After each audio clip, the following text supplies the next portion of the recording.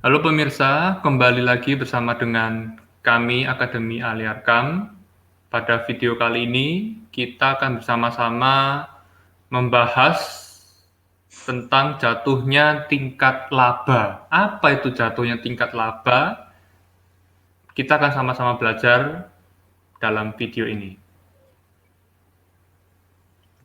Ya, teman-teman, kita akan belajar tentang jatuhnya tingkat laba atau kecenderungan jatuhnya tingkat laba. Nah, ini adalah pokok yang dibahas di kapital volume ketiga. Jadi, teman-teman, kalau mau mempelajari betul, sungguh bisa melihat sendiri di kapital volume ketiga. Dan sama seperti isu-isu yang terakhir kita bahas dalam sesi-sesi belakangan ini semakin banyak perdebatan di sini. Jadi teori tentang jatuhnya tingkat laba ini juga adalah salah satu teori yang diskusinya cukup kompleks. Nah, karena judul kelas kita memang hanya pengantar ekonomi politik Marxis, jadi kita juga sifatnya di sini hanya pengantar. Tapi tidak menutup kemungkinan bahwa di waktu-waktu ke depan, mungkin ketika kita membahas ekonomi politik Marxis, kita akan lebih memperdalam diskusi tentang topik yang satu ini. Untuk sesi kali ini kita hanya akan membicarakan secara umum. Nah, teman-teman, penting untuk diingat bahwa teori tentang jatuhnya tingkat laba di sini dalam percakapan atau diskusi Marx dalam Kapital itu bicara tentang kecenderungan atau tendensi. Jadi bukan suatu keniscayaan empiris. Ini penting teman-teman karena orang bisa menuduh bahwa analisis Marx itu salah, bahwa ternyata setelah sekian lamanya kapitalisme bekerja, ternyata tingkat laba juga tidak jatuh, malah kapitalisme terus bertahan dan terus meningkatkan proses akumulasinya. Tetapi teman-teman ini bicara tentang kecenderungan dan tendensi. Jadi bahwa secara logika internal dalam kapitalisme sendiri ada kecenderungan bahwa tingkat laba itu bisa jatuh. Nah, bahwa itu bukan suatu keniscayaan empiris, ini karena ada faktor-faktor lain yang berperan di sini. Dan di sini kita bisa melihat juga penting untuk ditegaskan bahwa teori Marx ini bukan seperti nubuat nabi begitu ya teman-teman yang nantinya pasti terjadi begitu, tetapi adalah suatu teori yang menganalisis tentang kapitalisme dari logika internalnya sendiri. Nah, mengapa Marx berargumen bahwa secara logika internalnya kapitalisme itu mengandung kecenderungan jatuhnya tingkat laba? Nah, ini adalah rumusannya ya teman-teman ya. Rumusannya. Kita akan melihat secara umum saja kali ini. R di sini adalah tingkat laba atau rate of profit. S, kita tahu dari pembahasan kemarin itu merujuk pada surplus atau nilai lebih. Sementara C itu kapital konstan, yaitu alat produksi, dan V itu kapital variabel atau tenaga kerja. Sementara E itu adalah tingkat eksploitasi yang didapat dengan membagi surplus dengan kapital variabel S bagi V. Sementara komposisi organik kapital kita sudah diskusikan dalam sesi yang waktu lalu adalah C per V. Nah, teman-teman, rumusannya adalah seperti ini. Jadi, tingkat laba itu sama dengan surplus dibagi kapital konstan plus kapital variabel, dan itu sama dengan tingkat eksploitasi dibagi komposisi organik kapital plus 1. Nah, logikanya di sini seperti ini teman-teman. Karena dalam proses sirkuit kapital, kita sudah lihat kemarin, itu kapital konstan atau alat produksi ini tendensinya adalah meningkat. Jadi ketika kapital diputarkan, sebagiannya itu untuk meningkatkan kapasitas alat-alat produksi. Nah, jadi ada kecenderungan C ini meningkat, dan karena C bagi V itu komposisi organik kapital, jadi OCC-nya atau komposisi organik kapitalnya itu juga meningkat. Masalahnya adalah E dibagi OCC plus 1 itu adalah tingkat laba. Sehingga jikalau E atau tingkat eksploitasi tidak juga meningkat, maka R ini akan cenderung turun, atau tingkat laba ini akan cenderung turun, karena alat produksinya akan terus meningkat dibanding dengan V atau tenaga kerja buruh. Nah, ini rumusnya teman-teman. Nah, diskusinya seperti apa? Nah, teman-teman bisa lihat lebih mendalam di kapital volume ketiga, dan mungkin suatu waktu nanti kita akan perdalam diskusinya. Nah, tetapi masalahnya adalah ada yang disebut dengan faktor-faktor dalam tanda petik pengganggu, sehingga hukum ini tidak selalu terrealisasi dalam kenyataan. Dan ini disadari juga oleh Marx sebetulnya, yang dia sebut dalam bukunya sebagai counteracting tendencies, atau ya kalau saya terjemahkan tidak secara harafiah, faktor-faktor pengganggu. Nah, karena kalau tadi kita lihat rumusannya itu kan seperti ini ya, jadi tingkat laba itu sama dengan surplus dibagi C plus V. Nah, masalahnya adalah turunnya C atau V atau naiknya S itu meningkatkan R. Nah, disinilah pentingnya kita belajar dari sesi yang lalu tentang konsep penambah atau konsep suplemen terhadap komposisi organik kapital, yaitu komposisi nilai kapital. Di mana di sini nilai dari bahan mentah atau dinamika komposisi teknis kapital itu dalam proses sirkulasinya itu juga diperhitungkan. Nah, di sini kita melihat C atau V itu mungkin untuk diturunkan ya di bawah sebagai itu elemen dalam rumusan itu. C atau V itu mungkin diturunkan sehingga R itu bisa terus naik, tidak kena dengan dampak dari hukum tendensi turunnya laba itu. Bagaimana C atau V ini diturunkan? Yaitu kalau C diturunkan itu dengan murahnya bahan mentah. Ya. Nah, itu bisa dimungkinkan.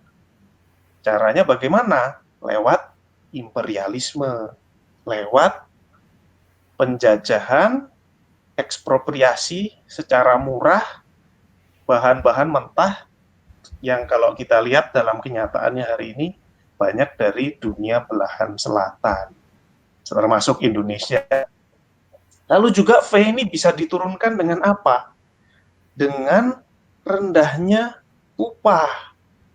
Nah, ini kita bisa lihat juga hari ini, termasuk juga di Indonesia, di mana upah buruh itu murah. Nah, itu sebabnya proses di mana bahan mentah murah dari dunia bagian selatan dan upah murah dari pekerja-pekerja di negara bagian selatan itu penting bagi keberlangsungan kapitalisme itu sendiri. Karena dengan demikian, hukum cenderungan turunnya nilai atau turunnya profit itu bisa tidak terjadi, tidak terrealisasi, atau ditunda. Nah, ini sebabnya kita melihat ya, bagaimana kapitalisme itu secara niscaya itu berujung pada imperialisme. Jadi penting untuk punya daerah-daerah jajahan di mana penghisapan itu begitu besar, demi keselamatan atau keberlangsungan dari kapitalisme itu sendiri. Peningkatan eksploitasi itu juga bisa menurunkan V dan menyelamatkan kapitalisme. Dan ini khususnya bisa terjadi pada pekerja-pekerja rentan. Itu sebabnya kita terus melihat fenomena kebijakan outsourcing, kemudian semakin direntankannya posisi pekerja. Sehingga mau tidak mau mereka tidak punya pilihan lain kecuali menerima pekerjaan-pekerjaan yang sangat eksploitatif. Lalu ini juga bisa diganggu dengan pembentukan joint stock companies atau perusahaan saham gabungan. Dan ini ada kaitannya dengan apa yang kita akan bahas di slide terakhir. Nah, teman-teman, terkait dengan diskusi ini, kita bisa mengingat ya atau menyebut salah satu buku klasik dalam studi ekonomi politik Marxis. Jadi di tahun 1966 ada buku dari Paul Baran dan Paul Sweezy yang antara lain meletakkan dasar-dasar tradisi analisis Marxis di kelompok Monthly Review di Amerika Serikat.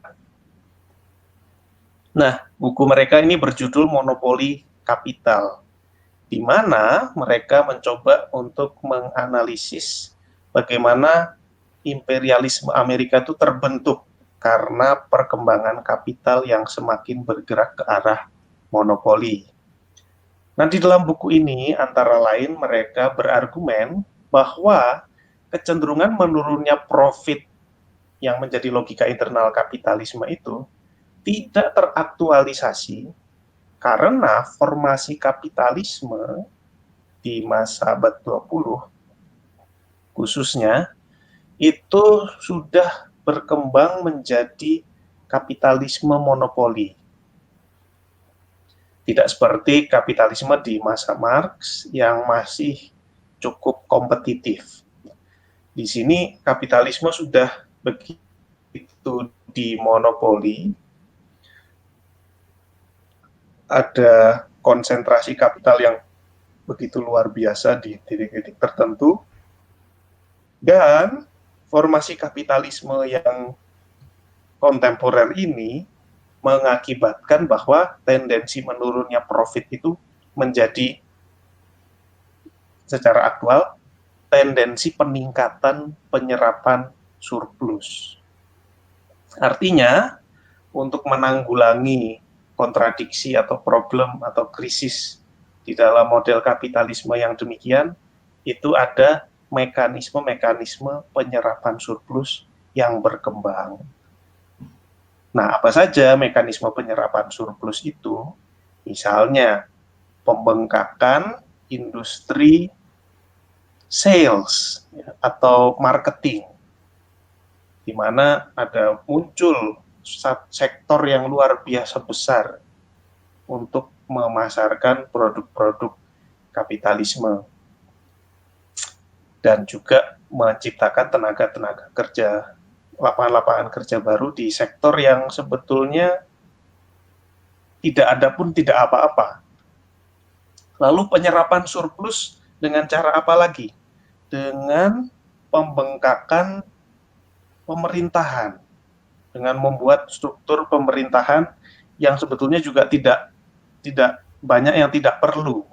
Banyak tidak perlu, lalu juga biayanya itu banyak digunakan untuk pembangunan infrastruktur.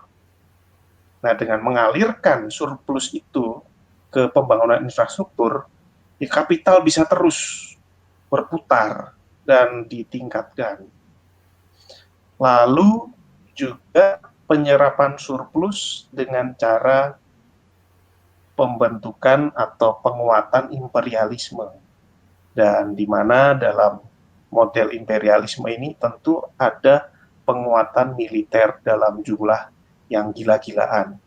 Dan kita bisa melihat contohnya di Amerika misalnya, di mana anggaran militer dalam setahun itu bisa mencapai 750 miliar dolar.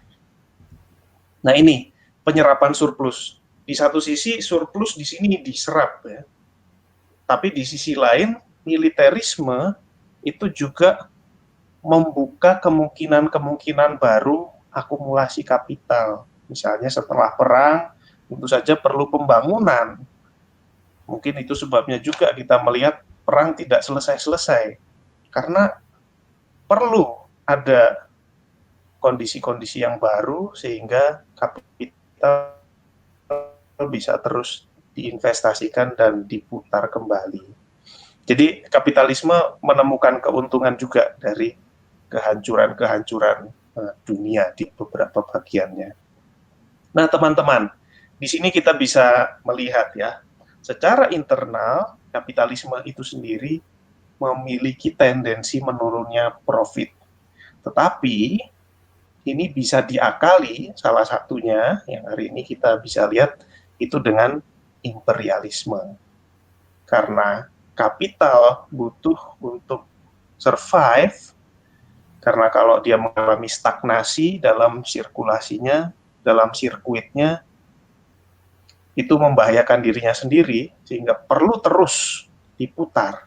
Dan syarat untuk bisa terus diputar itu adalah terrealisasinya profit, maka imperialisme itu sesuatu yang niscaya dan dibutuhkan. Dengan imperialisme, surplus dan profit bisa terus terrealisasi karena bahan mentah, karena upah murah, dan karena kapital bisa terus diputar. Oke teman-teman, itu saja untuk sesi kali ini. Semoga di sini kita bisa melihat satu analisis dan penjelasan yang begitu real dan dekat dengan kita. Pembangunan infrastruktur, bahan mentah murah, tenaga kerja murah, posisi dunia ketiga sebagai negara terjajah, itu dekat sekali dengan kebutuhan analisis tentang kapital yang seperti ini. Sampai jumpa di sesi-sesi berikutnya, dan jangan lupa subscribe, like, follow, komen, add, dan share akun-akun media sosial kami, ada YouTube, Instagram, dan juga Facebook. Sampai berjumpa di kesempatan berikutnya.